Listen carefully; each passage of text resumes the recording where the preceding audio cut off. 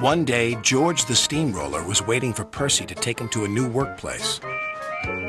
George was being rude to Rheneas and Skarloey. "You're just worn-out wheels on worn-out rails."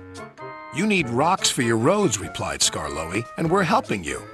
"I need to flatten little engines in the scrapyards," retorted George. Then Percy arrived to take George away. He was still rebelling. "Railways are no good. Turn them into roads." The little engines were pleased to see him go. George grumbled all the way to the old branch line. He was going to turn it into a road. When they arrived, George was rude again. "Bumpy ride on rotten rails. I'm glad it's over." "So am I," said Percy. "Ha!" huffed George. Percy was still fuming when he met Thomas. "What's up, Percy?" "It's George. He makes me feel down." "Just ignore him," puffed Thomas. George was now enjoying himself. "Ripping up rails," he chortled. "What a life!" "What do you think of this, Thomas?" Thomas took no notice. George felt insulted. "You're a useless blue puffball." But Thomas didn't hear. "I'll show him who's boss." At last, the workmen reached the level crossing. "What shall we do here?" "Tear it up, tarmac it," said George. So they did, but not properly, and George knew it. Later, Thomas was traveling home on the same line. He was pulling freight cars filled with vegetables. The signalman had forgotten to warn his driver about the crossing. "That's nice. We don't need to stop," said Thomas happily. "Yes, we do," called his driver. But it was too late.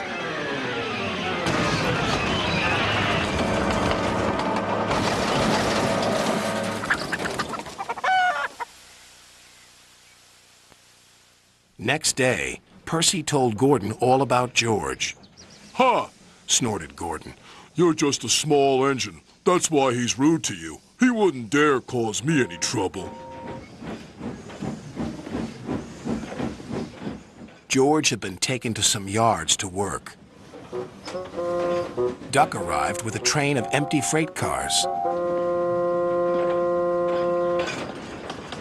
George was blocking his way, and a car was stuck on the main line. "Let me through," demanded Duck.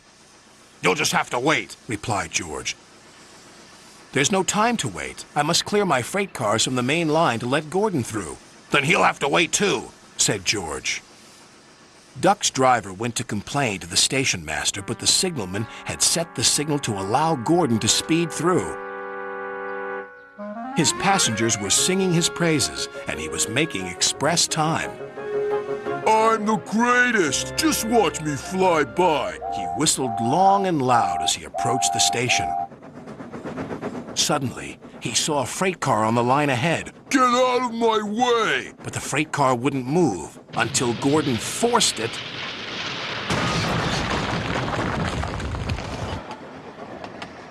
by accident. Gordon was worried that Sir Topham Hatt would be cross. He was, but not with Gordon. "Whoever caused this disturbance will have me to answer to." And he did, a few days later. "Look who's here," said Thomas. George had been found out by Sir Topham Hatt and punished. He looked miserable. "Now we'll get some peace at last," said Percy. "I want to get rolling again, but I've got to wait a whole week till I do."